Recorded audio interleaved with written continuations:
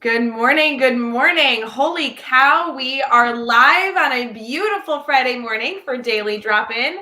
We are getting started here to kick off your Friday morning with the best of intentions. We have a ton of positivity that we're going to be able to kind of put into your day, in addition to obviously some fun news articles. We're going to wrap up our conversation around revamping our communication plan, kind of go through all the fun that we've had this week, and then give ourselves a challenge so we can be incredibly successful as we head into not only a great Friday, but a great weekend, and then an upcoming week that we know is going to be even better than ever. We'll be right back as we get started here on this beautiful Friday morning, September 24th. We'll see you in a second.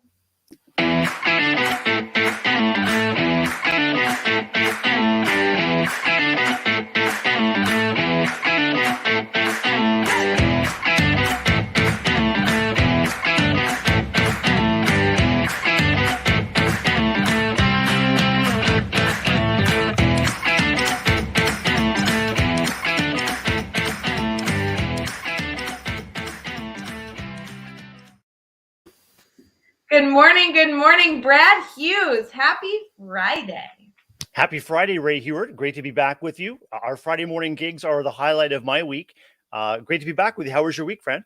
It was a good week. It was a very busy week. I'm having one of those weeks that I'm appreciative that I can kind of have a weekend coming up, sleep in a little bit, kind of restart and kick off next week even better than ever. But it's been a good week. I do want to give a shout out on Daily Drop-In. If you are watching us live right now, we're currently streaming on Facebook, YouTube, Twitter, and Twitch, but I will let you know there seems to be some sort of technical difficulty over on this end. It doesn't look like we're streaming in the private group. So if somebody, please, I know there's a bunch of us here this morning, bright and early, could double check that. Let us know if it's a problem. Maybe share the feed in there just in case somebody is hunting for the Daily Drop-In morning show with the Teach Better team. That way they'll get it. But it is streaming on, it looks like, our Facebook page. So Brad, how it is. Technical difficulties on a Friday morning, bound to happen, right? We specialize in working through those difficulties. We got to bounce back, bounce forward. We got to just bounce our way into the Friday of a great daily drop-in and a great weekend ahead. We'll get through it. Absolutely. And think of it this way, Brad. I think you probably have at minimum one hiccup a day, right? So don't worry, guys. We just took care of it. You don't have any other hiccups coming your way today. It is Friday. It's going to be smooth sailing because the Teach Better team already took care of your technical issue. No problem. I'm glad that we were able to be here to help out. I'd love to give a shout out to one of my school team members, Janice Moyer. Jan is a grade 5 teacher and was my guest on the Good News, Brad News podcast last year. And Jan's hashtag is mistake of the day. And so she normalizes making mistakes. When she makes an oops or there's a setback, she just writes hashtag mistake of the day on the board. And as principal, boy, do I ever need those. Do I ever need that grace to make those mistakes of the day? So that's something when we have our school email and something's gone out, we have to update it or revise it. Hashtag mistake of the day. So I encourage you to incorporate that. It's actually really freeing and the kids love it. Oh, I really love it. It's like making a positive out of something that could have potentially been a negative. I think that's so wonderful. And the celebration that making mistakes is normal and appropriate in so many different instances. Thank you, Katie Miglin, for jumping in the comments this morning. She is saying the video is not in our private Facebook group. So I will obviously take a moment, Brad, as we should, to encourage you all to go join the private Facebook group over at teachbettergroup.com. However, even if you're not in the private Facebook group, we are thrilled that you're able to still tune into the Daily Drop-In on the Facebook page and also on Twitter, YouTube, and Twitch. But I will give a little encouragement. If you're watching right now and you are in the private Facebook group and you can share the page's video over into the group, that would be stellar. So it's like we've got a little asterisk next to our stream there. Facebook, YouTube, Twitter, Twitch, but asterisk. Come find us. Yeah. So somebody do that sharing. Growing up Jewish, we would always say you should always strive to do a mitzvah, like a good deed for the day. So share the stream and that's your mitzvah for the day too. We are getting a lot done and we are only 5 minutes in, Brad. We've accomplished a ton. We sure have, Ray. I'm looking forward to digging into our weekly theme of communication. In school leadership, communication is everything. So I'm eager to review our week and eager to share what's worked and what mistakes of the day I've made recently in terms of communication. So we've got some good news of the day coming up. And of course, we've got our Teach Better family checking in. I love it. This is why I really appreciate that you choose to do this every single Friday, because I really enjoy wrapping up the week with you. But before we get into all that, Brad, I do want to give a shout out really quick to, I was a part of a nonprofit fundraiser yesterday. It originally was a crew that started in Illinois. Now they're all across the US, and it's called Back to School. It's the number 2 versus the word. And their focus holistically is to get kids school supplies. So they make like those typical kits. I'm sure a lot of educators have seen the supplies that you can get in a cute little box. Every single box that they provide to a student has a personal note from a member within the community. And it says, like things like "have a great year," or "we're thinking of you." The notes can be as long as short as a volunteer chooses to write them. And then each kit allows a student to be successful in school. And so these are being delivered not only all across the Chicagoland area, but all across America as well. But I thought it was cool. It was an organization that was founded in Illinois. They had a beautiful fundraiser event yesterday. Very, very, very safe with COVID. Did all the requirements for those that were fortunate enough to attend. And they raised a lot of money for our schools, which was so fun. So if you're on social media, you should definitely go connect with them. All their handles were like back the number 2 school IL, specifically for Illinois. But I just love connecting our network with groups that are doing good work that, really just strive to support education, which is so fun. So the members of our network, Rae, the members of our network are extremely well positioned to carry that good work forward. It reminds me of what's come up in conversation in my site and among other districts, and even on the Teach Better team. It's leading from within. You don't have to necessarily have a leadership title to take the lead and to make a difference. This organization you're describing in Illinois is making a difference from the inside out. They're meeting a need, and then they're rallying whoever can support them. And as I mentioned, our Teach Better team is really well positioned to carry that great work forward in all of our districts and where we live and work. Well, what I love about it is that the teachers can choose to get involved. One of the people that they had speak yesterday was an educator in CPS in Chicago. And her focus was really that she was able to apply her class to get supplies. And she won. And so all of the students were delivered these beautiful boxes, with wonderful supplies. And all the teacher had to do was kind of nominate her class for that. She was a beautiful speaker. She did a great job. And she's been in her elementary school. She was an elementary teacher. She's been in her elementary school for over 24 years. So she was doing incredible work in the Chicagoland area. I will say, Brad, we're going to do like a little thing here, because you've kind of had some big things go on this week. I'm sure in a list that's very, very long. But for those people who don't know all that you do, obviously as an elementary principal, tell us a little about yourself. I feel like there might be something new for you. Yeah, there truly is something new, and there's a very exciting and welcome extension of the work that I've been doing to support the Teach Better team. And that big news this week is that I am now a bona fide member of the Teach Better team, and I'm excited to join the team. And I've been really excited about the warm welcome I've received from all the team members, and look forward to doing even more work and working even closer with the incredible members of Teach Better team. So I'm excited and grateful for the opportunity. And yeah, I'm an official member. I've got my membership card around here somewhere. It's always fun when people in our community get involved in the Teach Better team. There's so many different offshoots of the team. They can apply to become an ambassador. They can blog with us. I mean, truly the options are endless. But Brad, I was so excited when you were officially brought on as a team member within the Teach Better team, kind of in the grind, working a lot in the background of what makes the Teach Better team kind of function. I'm so thrilled that you're going to be contributing even more than you already have been, and obviously continuously being a staple on Daily Drop-In. We need that to continue, but we're so thrilled to not only have you part of the family, which you've been a part for so long, but really bring you into the wonderful about 26 different members of the Teach Better team that make this all happen, right? All the people that make us look good here on the Daily Drop-In and with all the work we're able to do. What are you going to be doing specifically with the team?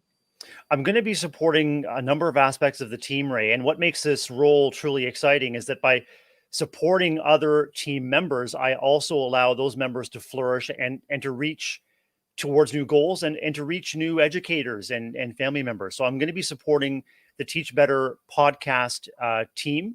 Joshua Stamper is the team lead on the podcast network.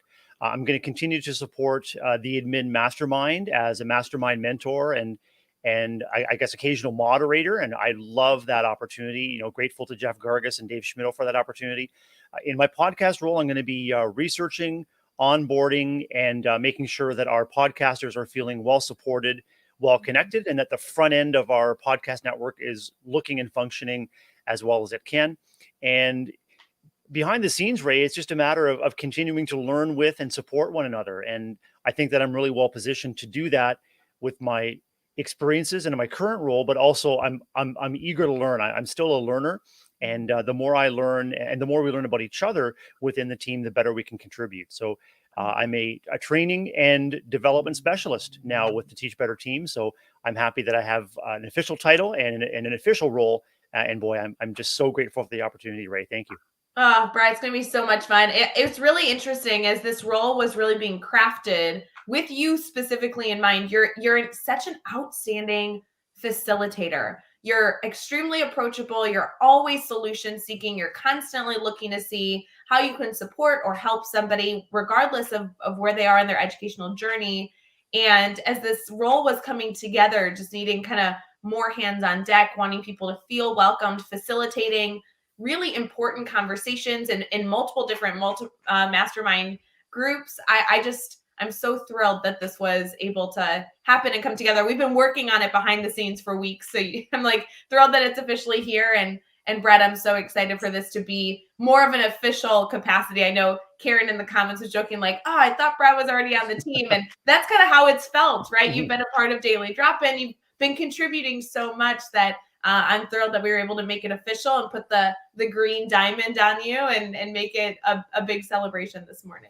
I'm thrilled too, and I'm very, very happy to celebrate along with the official Teach Better sash and tiara, which came from Andrea and Megan. And I've actually had the tiara at the jewelers this week getting clean, so that when I could make my official Teach Better debut, I'd have the sparkles of the tiara, my sash, the satin's just going to sing and sparkle. So I'm ready for my big debut, Ray, and it'll be with a debut with lots of bling. I do have to say, Brad, I think it's a rule of the Teach Better team that when you are brought on to the organization, you have to only wear Teach Better green from now on. I've been breaking that rule for quite some time, but I'm pretty sure, did you sign your contract? You got the Teach Better green only in your closet now? That's exactly right. There was a huge closet clean out over the past week. I do have my Teach Better green on this morning, and yeah, I'm also going to be visiting the Teach Better swag store for even more green because everything I chucked, I've got to replace. So I'm excited about the opportunity, and again, just the opportunity to serve and to allow others to flourish is how I'm hardwired, and I'm glad that's how it comes across. But that's truly the case. And I'm grateful for the opportunity and grateful to learn along with you and the team. I love it. I do want to make sure that you don't get rid of your ambassador stuff because, Brad, I know that you're kind of like not an ambassador anymore because you joined the team. But I'll tell you, Brad, don't worry. All of our team members get to be like honorary ambassadors. Oh, yeah. Megan and Andrea, they've been essential in crafting that ambassador program. And I will tell you that I have begged them to be like, wait, can I be like an honorary ambassador even though I'm on the team? And their answer has, after much, grief, yes, fine, Ray, you can be considered an ambassador too. So don't get rid of the beautiful teal ambassador swag. Don't get rid of the guest blogger swag. We still get to be honorary in those groups from what I understand. Part of the responsibility and part of the opportunity is to engage and make sure that all of our spaces are invitational. And so I try to embody what an ambassador could be or should be. And you can count on that going forward. Absolutely. I love it. So fun. Well, as we continue to have technical difficulties, Brad, I don't know that you're seeing what I see on my end, but I have flashing buttons and flashing things that really are very upset that we were not streaming on our private group. So I just want to formally apologize for the StreamYard, which is what we use to actually communicate with you every morning. is just not happy with us this morning. But we're going to transition here in just a second to our good news. We have some articles that we're going to be sharing with you. There's some celebrations for the day, and we're going to continue to kick off your Friday. So we'll be right back.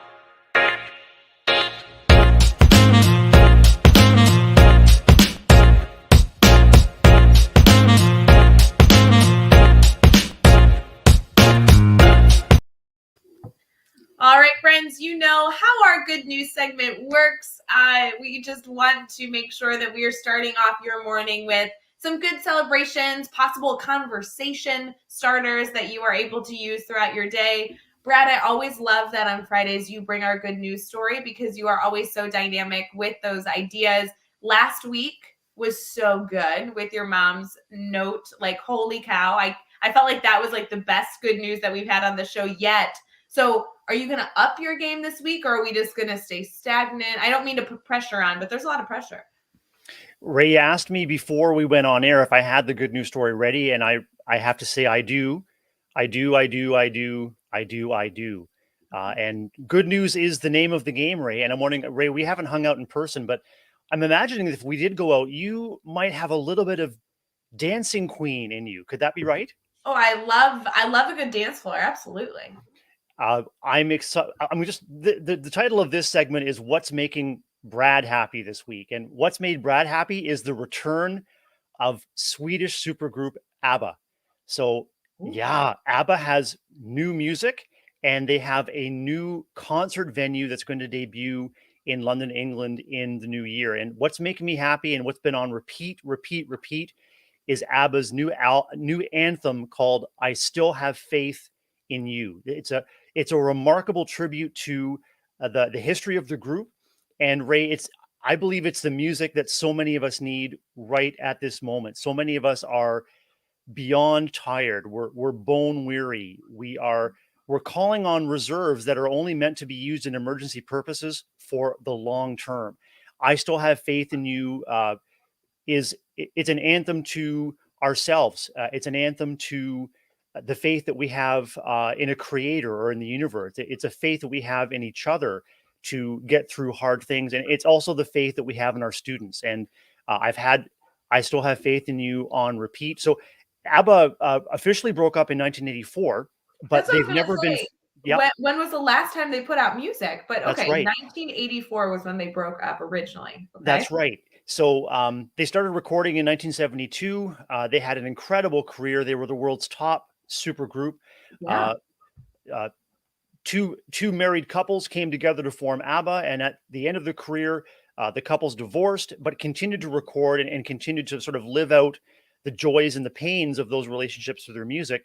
But they've never been far from our hearts or far from the airwaves, have they? Because of movies like Muriel's Wedding, Priscilla, Queen of the Desert, and of course the movie and stage phenomena Mamma Mia. So Mamma Mia, Rae, ABBA is back, and I would love for our Teach Better family or people that are hearing this later, after our podcast is complete, scoot on over to your favorite music service and look up "I Still Have Faith in You." And if like me, ABBA's in your DNA, so my coming of age and my musical coming of age was with ABBA albums on vinyl. And it was something that our family listened to, sung together at home, in the car. So for me, when I saw this video of "I Still Have Faith in You," there was a visceral, very emotional response, Rae. And I just found it incredibly uplifting. And, you know, the song asked the question, do I have it in me? And then the response is, we still have it in us.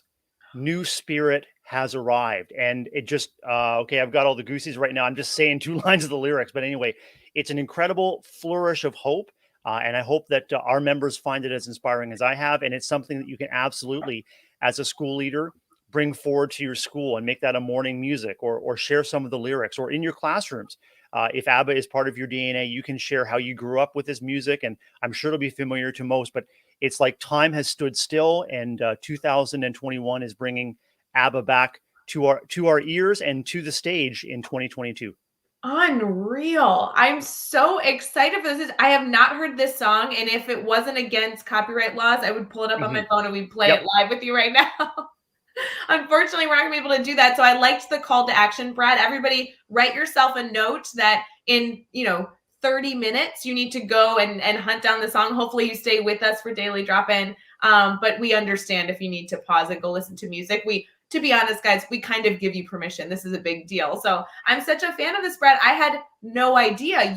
I'm so thrilled you brought this to us this morning. In addition, Rae, I mean, the group members are in their 60s and 70s. And so rather than planning a world tour, what they're doing is they're crafting a virtual reality concert, an immersive concert experience for a purpose-built stadium in London, England. And ABBA is going to be appearing as electronic virtual versions of themselves called avatars. No. Yes. Are you making this up? No, I'm not. I don't believe you. No way. That's so cool. Well, then your mind is going to be blown when you look up ABBA Voyage concert, and you'll see the stadium and you'll see them in their motion capture outfits, and they will be appearing on stage in 3D as avatars. Okay. Now we have to dive into this further. And I know this is Daily Drop-In and we haven't even touched on education, but hold on. Brad, you do not live in London from what I understand. But and I know that we need to all be safe, obviously, with the global pandemic that continues to be a part of our daily lives. But will you go? Will you try? Would you even consider trying to go? Is there any way? Yes, there is absolutely a way, because when I was exploring the studio tour, when I was exploring the arena presentation website, I was looking about what would it take to attend in person. What I'm very hopeful of, though, is that because the avatars could be transported to any stage in the world, that eventually it might tour, or it might come to a movie theater or to IMAX.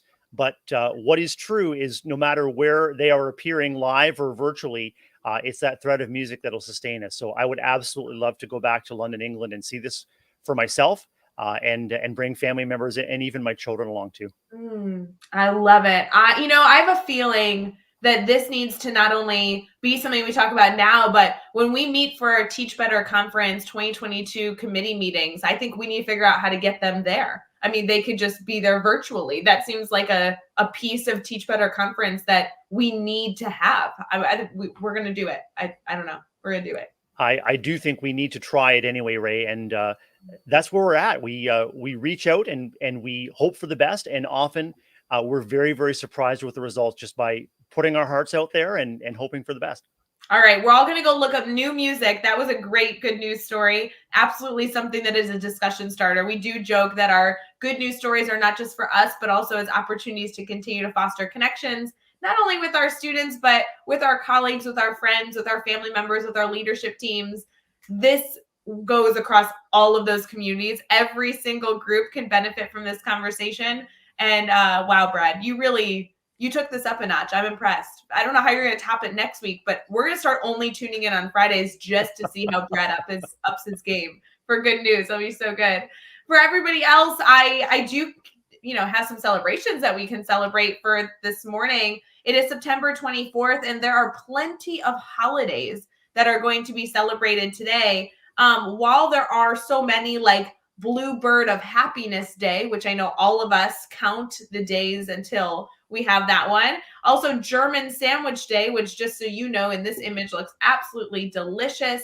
It is also Heritage Day and Hug a Veteran Day. I know everybody can safely try to identify how to give those great hugs as we continue through this global pandemic.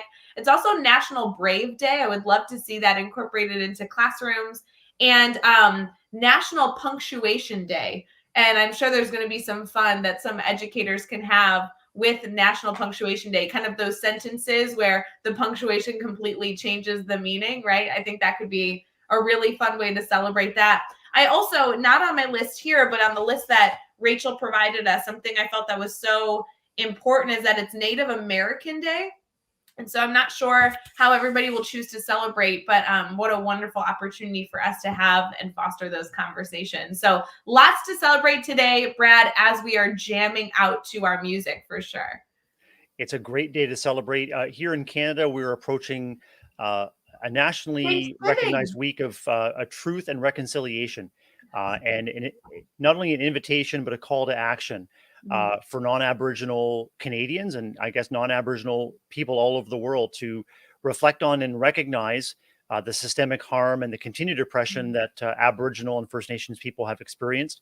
And now is the time to shift from awareness to action, to doing what we can in our spaces to make sure that those oppressions and those lost opportunities in somehow are begin to be renewed, right?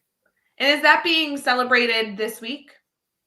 Yeah, September the 30th is the National Day of Truth and Reconciliation, and our focus in our district is truth before reconciliation. And so, in our classrooms and learning spaces, we're engaging in our communities, with kids at an age appropriate and a developmentally appropriate way about the history of oppression, the history of harm, the history of residential schools in our country, and the lasting impacts. And this is not ancient history, Ray, at all. This is very recent history, and there is a generation of Aboriginal people that have firsthand experienced the harm of these of residential schools, and continue to bear the impact in terms of society and limited access to everything that to which they're entitled. So let's move from intention to action on this, and you can learn more about that at the Government of Canada website if you wish.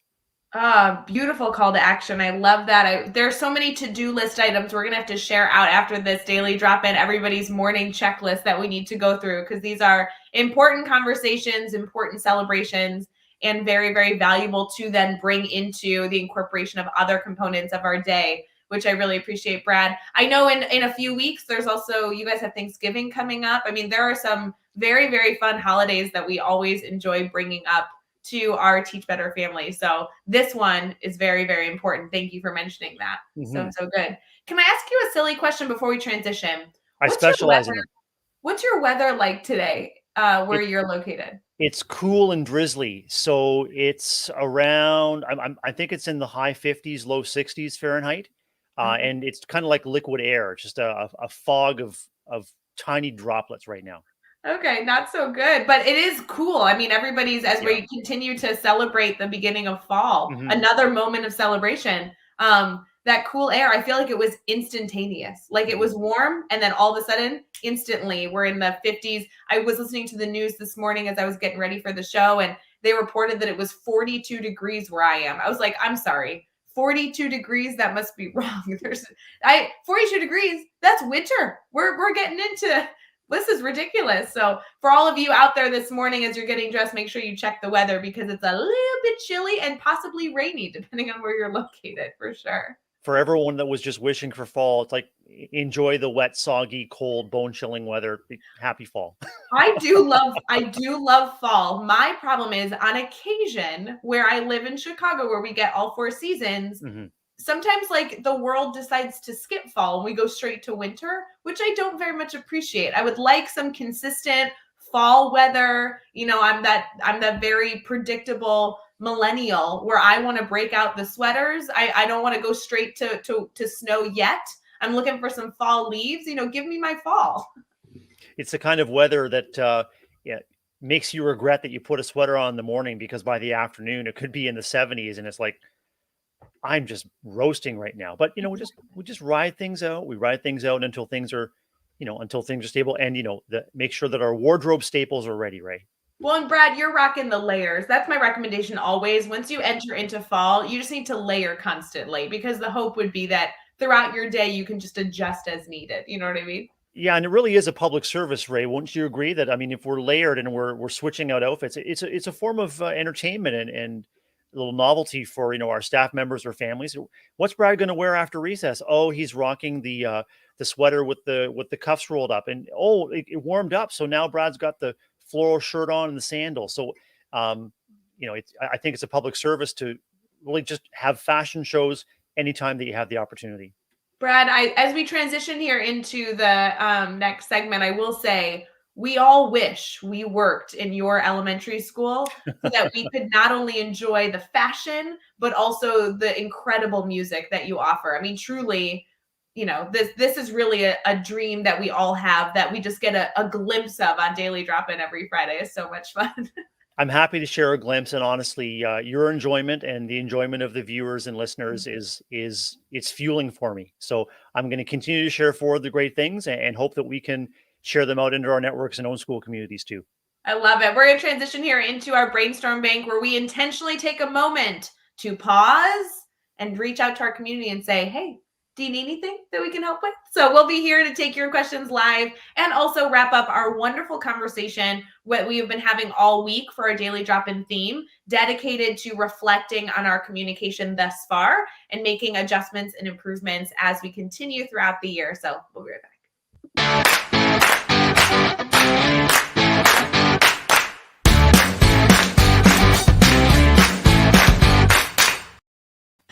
I would love to transition into this segment, Brad, but I'm so distracted by the comments because I really see educators celebrating National Punctuation Day.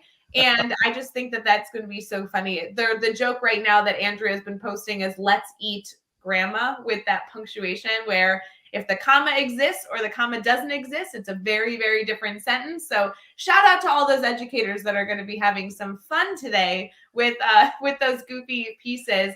You know, as all of you know, our brainstorm bank segment, which usually happens earlier, we're running a little behind today. It's because we've been goofing off a little bit, to be honest. But really is a time where we intentionally pause and say, hey, friends, do you need anything? You know, the Teach Better community exists in so many different spaces. We love that we are a global community of educators that truly believes in finding solutions to the dilemmas that exist in our classroom simply by sharing and discussing ideas. We don't always have the right answer for you, but we would love to brainstorm with you and connect you with other educators that can help. Brad and I love also being able to wrap up conversations from the week as you continue to provide some reflection on our weekly themes. This theme all about communication, Brad, I knew was going to be a good one for you and I to discuss. So as a leader, what has been your experience with communication thus far? How's that going for you? And shout out to even more technical difficulties that we're having on this end. Looks like we just lost our Twitch stream. So if you are watching on Facebook, YouTube, and Twitter, you're still good, but we're just going to keep running into tech issues this morning, Brad. I think we're going to funnel people to the one and only working feed, which makes it even more exclusive. We want to make sure that people that are joining us are sharing whatever working feed they have back to their networks and bringing people in, because we want to make sure that we reach as many as we can. And No and kidding. and that's I mean that leads me into some thoughts about communication, Rae. Is there are best laid plans, and then there are setbacks in communication that you need to address and address them as quickly as you can. As we've been returning to in-person education in Ontario, there has been an overwhelming amount of communication around COVID protocols, procedures, policies, and there's a tremendous amount of communication as well to staff members about how to make classroom spaces and schools welcoming for students that have experienced any number of difficulties, including trauma as a result of the pandemic. When that happens, it's hard to know how to reach people in the right way. There appears to be too much to share and not enough time to share it in person. And so you try email, you try messages on the whiteboard.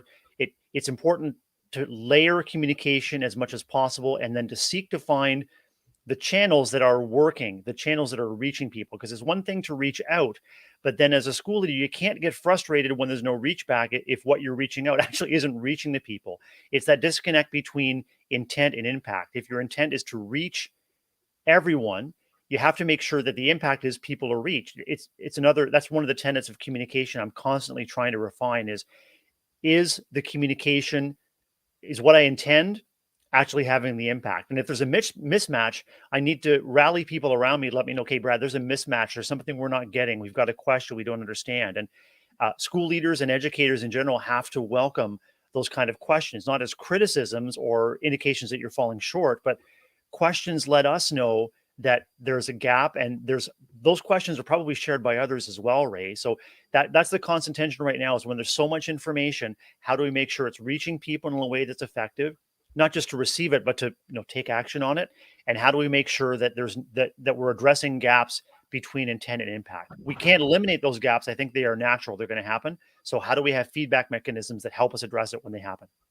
Well, and I think you're touching on so many different components that I think is so valuable to reflect on. This opportunity of reflecting on the layers in which we communicate. You give so many different examples that we have not touched on. Simple communication is posting something on a whiteboard, or sending a quick message out to the staff. But in addition to that, you're also discussing what data you're collecting after the communication is sent out to ensure that you were able to achieve what the end goal was, which is really hard to identify sometimes. We've discussed on this show a few different situations, the opportunity we have to identify a measurable to decide if we're being successful. Communication, a major measurable is knowing, did people get what you were trying to share? And that's not only important data to collect, but very, very important to analyze and reflect on and make adjustments. And sometimes that's really tricky to do. It is, especially if you take feedback about setbacks or the mismatch between intent and impact personally. We have to decenter ourselves from the communication. As school leaders or as educators, we're communicating forward things that are essential to do and to know. And so we have to do all we can to depersonalize it. Like, you are not the message. You are the conveyor of the message. You are the facilitator of understanding of the message. And so, as school leader, one of my key responsibilities is to help frame information I receive in ways that make sense to the people that I serve, and to always be open to refining the communication or clarifying if it doesn't make sense. Let's face it, so many of our colleagues are already at overwhelm, and so when we are there, we don't receive communication well because our headspace is filled with, what do I have to do now? And sometimes we don't even know what it is. And so then to receive additional communication, layers upon layers, that just feeds the overwhelm. And some people just shut down. They just shut it off because they need to take care of business. They need to take care of welcoming kids into spaces, teaching kids in the spaces, seeing them off safely. And so it it's a matter of respect for what people are going through, and just name it. Just name that you see the overwhelm, you respect the stress that people are under, and seeking to understand, how can we best communicate with you this essential information to make sure that you can action it. Help us help us figure out any gaps in those communications. Absolutely. There's so many layers to this conversation. I mean, even just your example of all the layers of communication that should and can exist. As we continue throughout the year, whether we've been in school for 2 weeks or 2 months, the opportunity that we have to constantly revamp not only a ton of different areas, but specifically with our communication style. What do you think are the three essential questions or three essential strategies that, as an educator, if I'm going to take an intentional moment to say, okay, I'm going to pause, put it on my calendar, like Joshua Stamper recommended yesterday, I'm going to intentionally reflect on my communication. What do you feel like are the three essential questions I should ask myself to know if my communication is being effective this week or if I need to make an adjustment? One of the feedback mechanisms is, if you've indicated an action item and it's not being put into place, Sure. then you don't get frustrated or mad that that hasn't happened. You ask yourself, why, and why now? What conditions are making it hard for the people that you serve and support to incorporate that information and make it actionable? So some key things to think about is the message simple enough to be understood? Mm. Because there's no question that there's a lot of technical information that is really just being created on the spot in terms of meeting immediate needs. So is the message simple enough to be understood? Second, does the message include the action that people need to take? And so it's one thing to say, here's the information. You also have to take the next step and say, based on this information, here's what you need to do. And number three, do you have in the communication some way of checking for understanding? Is, if you're having a face-to-face conversation, it's asking, not just do you have any questions, but what questions might you have? A little refinement there can make it more invitational for people to help them assume that you are welcoming questions. Not, do you have any questions? I got to go. But what questions might you have about that? A final thing that I always ask staff members as I'm greeting them is, what can I do to support your work today? And when I do that, I'm inviting a constant feedback about, okay, remember when you asked, or remember when we received that message about, and so being present. I guess that's kind of like a little bonus one, in addition to clarity, action, feedback. If you little asterisk is, are you out there making sure that you're present for people whose best mode of communication is face to face? Because if you're waiting for people to read a volume of emails, and you know how quickly our inboxes fill up, right, Ray? So get out there and just make sure you're checking in personally to see if there's anything that they need you to know or that you can help them. You know, Brad, I continuously enjoy our conversations around a variety of topics because you put things in a way that I find to be very simple to understand. And the way that you just broke down those three, with the bonus of a fourth, kind of like questions that we need to be asking ourselves during our reflection, really allows all of us to see reflection as a very manageable thing that we can incorporate into our life. It wasn't an overwhelming a question. It was, 3 to 4 simple steps that we can say, check, check, check, as we're going through our process. But I'll also tell you, Brad, there was so much similarity in those 3 questions in that we're asking ourselves for communication purposes, and the connection of how we design lesson plans when we are communicating with students, right? That I want to make sure that we are constantly bringing up that some of the things that we do for parents, that we do for leadership, that we provide to stakeholders, even that we do with our colleagues, so easily mirrors the work that we're already doing and being effective with when we're working with our 4-year-olds or 11-year-olds or 17-year-olds in the classroom. And so rather than seeing these as 2 different hurdles to overcome, there are incredible similarities to the questions we ask when we're trying to ensure we're communicating and the questions we ask to ensure that we provided our students good instruction. So true, Ray. And the mechanisms for communication that we incorporate in our working lives, as well as the mechanisms for professional learning around that information, Mhm. have to model the best instruction that we can possibly offer, that we would offer to our kids. Mhm. Even if we don't, as school leaders or educators, name, wow, just like we said, wow, this is just like how we might invite kids into learning. Everything speaks, even if you are not aware of it. The way that we communicate with one another and the way that we seek and incorporate feedback, which is a key, one of the key loops in our educational spaces, the way that we seek and incorporate feedback for improvement or growth, it's all got to be built in.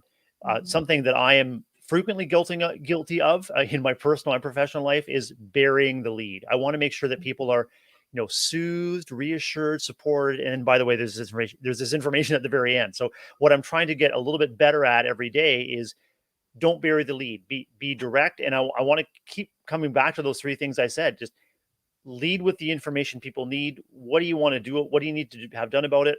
What questions might you have? So, Mhm. and it all serves to teach better mindset, because if we are truly striving to be a little bit better each day, we have to incorporate feedback as part of that better. That's just a natural part of the mindset that we're trying to promote. Oh, so important. I feel like those 3 questions/4, we'll continue to add in that bonus, would be a really easy like post-it to throw on my computer. I'm kind of that post-it educator where I write things down constantly. I have a to-do list that just I constantly add to. I love the art of being able to cross things off and Mhm. double check when I hear really good advice, and being able to double check what I'm doing day to day with that advice that I really want to live by or work with. Those questions in just a very simple way would be so good on like a bright pink post-it on my laptop. I'm just telling you, Brad, that was so valuable. Thanks, Ray. And I think that also what we're promoting here, all it works for all kinds of communication. I think of all of the communication that we seek to provide for our families and caregivers about school life, or about to-dos, or about the learning that's going on. And frequently we push the information out, and we may be disappointed when we get no response or we get repeat questions. We have to remind ourselves that, just like us, families are living through a pandemic, and their ability to receive communication may be limited in unexpected ways. Their ability to understand communication may be limited by a number of things, including home language, or lack of reliable access to technology, or just stress Stress. of managing and surviving household life in a pandemic. And so if you can incorporate some kind of feedback, even if it's an email message, if you're sending an email message, please send me a quick response to let me know you received this. I tried this in a communication that I had with parents last week about an important matter, and it was essential that I had some opportunity to confirm they responded. And this gives me a feedback loop. I've, for example, had 5 out of 8 responses. I'll make sure with a phone call, not the same mode of communication. I don't want to keep emailing and emailing if the first one was a barrier. So I'm going to reach out with a phone call, and maybe I can reach them just to confirm. So you have to, gradually allow yourself time to take action on those feedback loops. And above all, don't take it personally. It's probably not you. It's probably something that is out of your control. All that you can control is continuing to be positive, proactive, and changing up the mode of communication to try to meet the needs of the person receiving it. So valuable. Brad, it's funny. To kind of wrap up this dialogue as we go into recapping our week before we head into our incredible Friday ahead of us, there's a little funny element here when you discuss, hit reply, let us know that you got this, email, that mindset for the Teach Better team internally when we're working on different projects that we're able to provide our incredible network. We very often have information that's shared internally with the team, and we've gotten into this goofy practice. I think this was a Jeff Gargas implementation very, very early on. This has been happening ever since I've been on the team. I know at least. So that's been a bit. Is that the response to confirm you got something is a phrase that is included in the message. So if you've understood what's here, copy and paste this phrase in the comments and we'll know that you got it. And those phrases have gotten ridiculous. Sometimes it's Donkey Kong. Sometimes it's, pickle juice. Other times it's good to go, boss. Sometimes depending on who the task is about, it's a phrase, something along the lines of, yes, Chad is the smartest person on the planet. There's all these funny phrases. And I think as we kind of add, cutesy and fun layers of our communication, how funny would it be to kind of weed in some of those opportunities to have a parent or student respond back that they understood something with a goofy phrase to really ensure they not only read the information, but maybe also got a chuckle out of the experience. So I know, Brad, you're going to see this a lot now that you're officially a part of the Teach Better team, which we're so excited to celebrate. But I have warned you officially of the goofy phrases that exist in our management system. Goofy phrases, Rae, are absolutely in my wheelhouse. And I think that your suggestion is spot on. This is something that would just delight families to, send me a message, like you just pick out a small key message, or it's that element of surprise. It can be a gift in communication is, I wasn't expecting the teacher to ask me to reply dill pickles, but I'm going to do it. And I don't know why, but that's your feedback loop. And you can do that in the classroom too. Kids, if you understood that, give me 1 thumb up and 1 thumb down. Or kids, if you've got it, say banana splits, or just keep that element of surprise going. And giving people a purpose for listening is also one of those little asterisks as well. Is why should this matter to me? Well, if the payoff is a little bit of delight and surprise, then you'll have people listening. So good. We're going to get into a really quick weekly recap before we conclude our conversation here today. So stick with us, and you guys know this is my favorite tune that we play all week. So take a deep breath in. Here we go.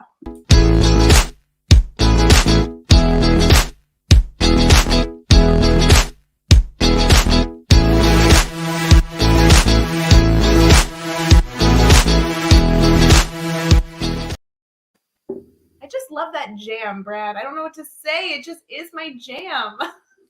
I feel that jam in my bones, and I think it's because we're anticipating the wrap up of another great week and anticipating digging into some great things to come. So true. We have had a wonderful week discussing intentional reflection on our communication. I hope you guys go back, if you haven't already, to be an active participant of the daily drop-in. And even if you're catching the replays, you can watch it over on Facebook, YouTube, Twitter, and Twitch, or as an episode of Teach Better Talk podcast.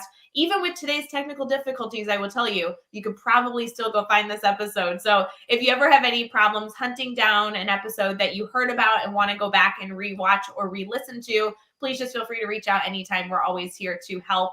There has been a lot of discussions this week, so I'm going to go through them quickly, some key highlights that I really want to make sure you all catch. One is that, of course, on Monday, we started with Jeff Gargas. Always fun to kick off the week with boss man, Mr. Jeff Gargas. we were able to touch on a lot of different things. And as we kind of went into our reflection of communication, there was a lot of reflection on communication styles that we currently practice with our community, and then also how we can incorporate those into our classrooms, really in the trenches with students. Tuesday was a beautiful discussion because Evan Schwartz was able to join us. He's doing incredible work with a company called Beluga that he recently founded that really focused on communication through video and making sure that we have connected classrooms as an avenue for communication. So definitely go check that out. It's a free program that has an incredible interface to support educators being able to bring extremely relevant, hard-hitting topics into their classrooms, very high interest. On Wednesday, Debbie Tenenbaum joined us. She's been a member of our Teach Better family for quite some time. She likes to really focus on technology and definitely brought some good discussion to our community about how she's been able to communicate not only with students, but also with her work as a coach to support teachers in the building. And then Brad, I know you didn't miss Thursday because Thursday was with the one and only Joshua Stamper, who published a book this week. And we were able to have that continued communication around leadership communication, which was a huge focus of his book. And Brad, us being able to wrap up that conversation essentially today together with those 3 to 4 questions, I feel like kind of added that bow on top of this dialogue. So I really, really appreciate the communication so far. Something that I continue to take and be inspired by what Joshua Stamper is doing and living is part of our conversation too, Rae. It's incorporating feedback for growth. In his book, he describes his growth through many setbacks towards school, community, and ultimately organizational leadership. Not an easy path, and none of us are walking easy paths right now. We also have the opportunity, if we choose and have the capacity, to continue to promote that teach better, learn through practice mindset, because it is so easy to get discouraged. And as Joshua describes in his book, and as he described to you, Rae, it would have been very easy for him to throw in a towel and say, okay, I'm out. I'm taking a different path. But staying on the path is what leaders do. Even if the path is unclear, leaders get people together and say, where's the path? What's our best next step? And clear and effective communication can be a part of that. But what resonates with me, Rae, is Joshua's continued commitment to ongoing improvement for growth. And he will tell you it makes him the person that he is today, both personally and professionally. And it's all part of communication. Oh, so important. There's been some great dialogue on this. And don't forget, we also spent an entire week a few weeks ago. We spent an entire week for Daily Drop-In on communication strategies. So this is 2 full weeks, 5 hours each, 10 professional development hours right there on how we can continue to enhance and up our communication game. So regardless of where you are in your journey, please feel free to continue to engage with us. And of course, we will bring back this theme as many times as we need if it is at all helpful for you. So continue to reach out to us and let us know what you want being discussed on Daily Drop-In. Next week is a very, very, very special week in my mind. So Brad, I'm so thrilled that you'll be back again next week to discuss the power of questioning, which is a non-negotiable that is so important that we continue to enhance the art of asking questions and strategically asking questions to get the information we need to continue to serve our students. We have wonderful guests joining us. Obviously, we're kicking off Monday with the one and only Jeff Gargas.